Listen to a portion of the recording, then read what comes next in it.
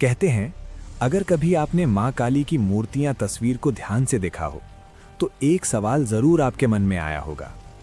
उनके हाथ में आखिर किसका कटा हुआ सिर है?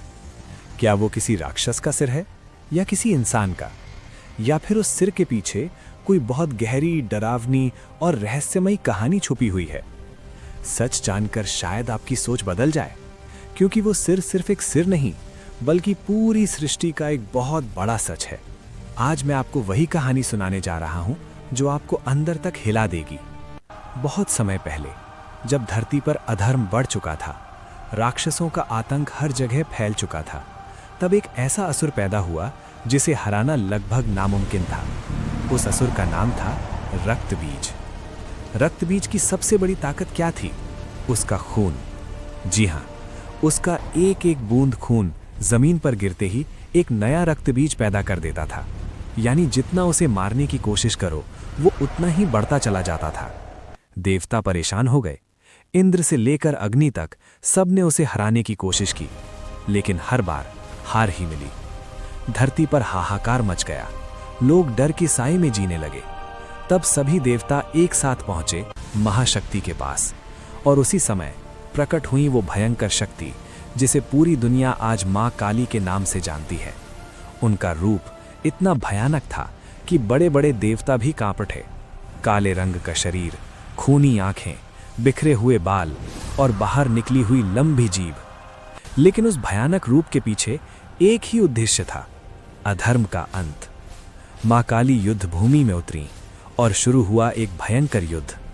रक्तबीज पर उन्होंने वार किया, लेकिन जैसे ही उसका खून जमीन पर गिरा, हजारों नए राक्षस खड़े हो गए। हर तरफ सिर्फ रक्तबीज ही रक्तबीज। लेकिन इस बार कुछ अलग हुआ। मां काली ने अपनी जीभ फैला दी, और जैसे ही उन्होंने वार किया, खून जमीन पर गिरने से पहले ही वो उसे पीने लगी। हर बूंद, हर एक बूंद उन्होंने खुद में संभाली। धीरे धीरे रक्तबीज कमजोर पड़ने लगा, और आखिरकार मां काली ने उसका सिर धड़ से अलग कर दिया। यही वो सिर था जो आज भी आप मां काली के हाथ में देखते हैं। लेकिन कहानी यहीं खत्म नहीं होती। असल रहस्य तो इसके बाद शुरू होता है। जब रक्तबीज मारा गया तो युद्ध खत्म हो जाना चाहिए था, लेकिन नहीं। मां काली का क्रोध अब भी शांत नहीं हुआ था। वो क्रोध इतना भयानक था कि वो खुद विनाश का रूप बन चुकी थी।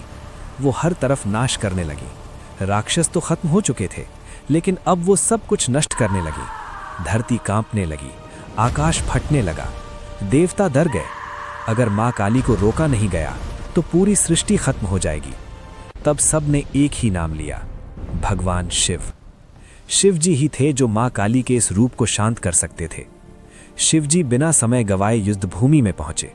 उन्होंने देखा मां काली विनाश के चरम पर थीं। कोई उन्हें रोक नहीं सकता था। तब शिव जी ने एक ऐसा कदम उठाया जो आज भी इतिहास बन चुका है। वो चुपचाप मां काली के रास्ते में लेट गए, और जैसे ही मां काली आगे बढ़ी, उन्होंने अनजाने में शिव जी के सीने पर कदम रख दिया। उसी क्षण सब कुछ बदल गया। मां काली की नज़र नीचे गई, और उन्होंने देखा कि वो किस पर खड़ी हैं। वो खुद के पति भगवान शिव पर खड़ी थीं। उसी पल उनका क्रोध शांत हो गया। उनकी जीभ बाहर निकल आई, जैसे उन्हें अपनी गलती का एहसास हो गया हो। और यही वो दृश्य है जो आज भी हर जगह दिखाया जाता है। अब सवाल ये उठता है, क्या मां काली के हाथ में सिर्फ रक्तबीज का सिर होता है, या इसके पीछे कोई और भी रहस्य है? असल में मां काली के हाथ में जो कटा हुआ सिर होता है, वो सिर्फ एक राक्षस का सिर नहीं है। वो प्रतीक है अहंकार का। वो सिर दर्शाता है मनुष्य के अंदर छुपे हुए घमंड को, क्योंकि सबसे बड़ा राक्षस कोई बाहरी नहीं होता। सबसे बड़ा राक्षस हमारे अंदर होता है। हमारा अहंकार, हमारी बुरी सोच, हमारा लालच। मां काली उसी का अंत करती हैं। इसलिए उनके हाथ में कटा हुआ सिर असल में एक संदेश है कि जो भी अपने अंदर के राक्षस को नहीं मारता, वो खुद नष्ट हो जाता है। मां काली के गले में जो खोपड़ियों की माला होती है, वो भी यूं ही नहीं है। कहा जाता है कि वो माला 52 खोपड़ियों की होती है, और हर खोपड़ी एक अक्षर का प्रतीक है। यानी पूरी भाषा, पूरा ज्ञान, सब कुछ उन्हीं में समाया हुआ है। वो सिर्फ विनाश नहीं बल्कि सृजन की शक्ति भी हैं। तो अगली बार जब आप मां काली की मूर्ति देखें तो सिर्फ उनके भयानक रूप को मत देखिए, उसके पीछे छुपा संदेश समझिए। उनके हाथ में जो सिर है वो आपको डराने के लिए नहीं है, वो आपको जगाने के लिए है, याद दिलाने के लिए है कि असली युद्ध बाहर नहीं, अंदर होता है। और जब तक आप अपने अंदर के रक्त बीज को नहीं हराएंगे, तब तक शांति नहीं मिलेगी।